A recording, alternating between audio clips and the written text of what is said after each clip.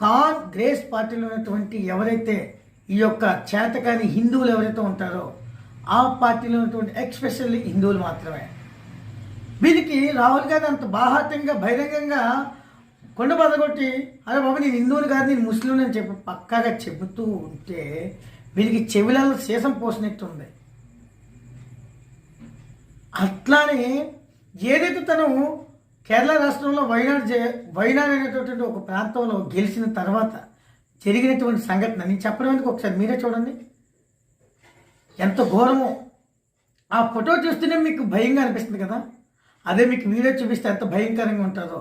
ఆ వీడియో చూపించడానికి అంత భయంకరంగా ఉంది కాబట్టి మీకు ఫోటో రూపంలో చూపించడానికి ప్రయత్నం చేస్తుంది. హైవేలో 8 కిలోమీటర్ల వరకు రక్తం అలా పారుతూ ఉంటుంది.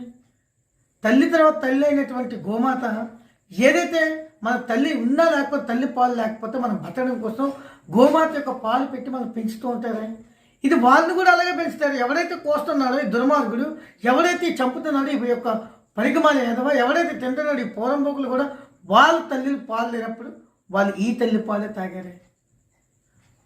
కాబట్టి ఈ ఫోటో చూసాకైనా హిందువుల్లో చలనం రాకపోతే, కాంగ్రెస్ మరి కమ్యూనిస్ట్ పార్టీలో ఉన్నటువంటి హిందువులకు చలనం రాకపోతే హిందువులు నరికించుకోవడానికి మార్గం సుగమనం చేసుకున్నారనేటటువంటి చాలా స్పష్టంగా అర్థమవుతుంది.